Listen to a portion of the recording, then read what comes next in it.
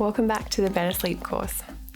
In this module, we're going to start putting everything that we've been learning so far into practice.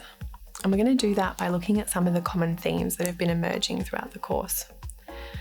So we'll be taking a closer look at the patterns, routines, and habits that shape our relationship with sleep.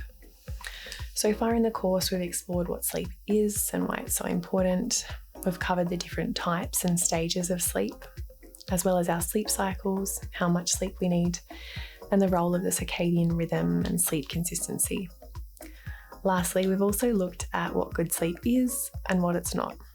So as always, if you're joining us here, make sure you've reviewed the earlier modules and workbook content before going any further. So we're going to kick off by taking a closer look at some of the fundamentals. We know that good quality sleep is essential for our overall health and well-being. However, research shows that many of us still struggle to get enough good quality sleep each night, and that some of our seemingly mundane habits might actually be getting in the way of a good night's sleep. We know from research that our sleep environment actually plays a really big role in the quality of our sleep.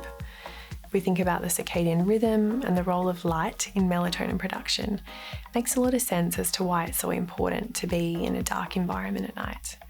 And in addition, to really start reducing our exposure to light a couple of hours before bed, just so our melatonin production starts to kick in. Also important in the circadian rhythm and for our sleep quality is actually the temperature of the room or the space that we're sleeping in. If you've ever tried to sleep in summer without a fan or an air conditioning, you're going to know that you can't really get good sleep when it's too hot. Being too hot or too cold in bed is one of the first signs of a bad night's sleep. And actually, our bodies sleep best in a slightly cooler room, particularly if we've got blankets on. Other important environmental factors to be aware of will be specific to you, but may include noise, the comfort of the bed, and whether or not you're sleeping with others. So some people use sound machines or earplugs to fall asleep at night. So while it might not be possible to eliminate all noise or all light, because often these things can be beyond our control, some simple options might work for you in partially addressing some of those things. Another key area that we can explore and experiment with in terms of improving our sleep is looking at what we're doing before we go to sleep at night. We know that in the lead up to and just prior to sleep is going to really significantly impact our quality and quantity of sleep. So we want to keep that in mind. Again, this will be things like exposure to light, but will also include caffeine, eating a large meal before bed, exercise, and social interaction. We know that establishing a wind-down routine can actually be really effective in helping our mind and body to prepare for sleep.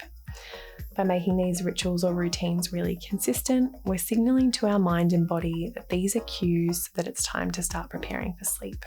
So this wind-down ritual or routine will be really individual and can include lots of different things. But it's important to keep in mind what intentions you're setting for yourself, and when you're thinking about what you want to include, this is a time for you to think about things that are going to help you to create a sense of calm or relaxation, such as reading a book, taking a warm bath, practicing a meditation, breathing exercise, or listening to some soothing music.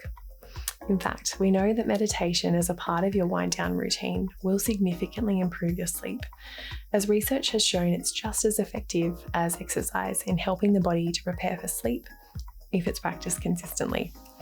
So you might also like to think about your circadian rhythm, start dimming the lights and limiting your exposure to electronic devices, really avoiding anything stimulating close to bed. Incorporating these sorts of ideas will help to prepare your mind and body for sleep, but it will also start to work as one of those indicators for sleep over time. So we're almost at the end of this module, and you may feel you have a long list of things that you want to go away and do, some changes you want to make. But one of the most important things that I want you to take away from this is to just keep things simple, even if that means trialing each change individually, one at a time, and seeing how it goes. The last thing that will absolutely not help you sleep is a really complicated and arduous bedtime routine that doesn't actually improve your sleep. So hold on to that simplicity while you experiment with some of these changes. In the next module, we're going to take a little look at how we can prioritize sleep when life starts to get busy. For now, we've included a sleep meditation at the end of this module for you to explore. Give it a go, Spend a little time over the next few days reflecting on how it might feel to include meditation in your wind down routine.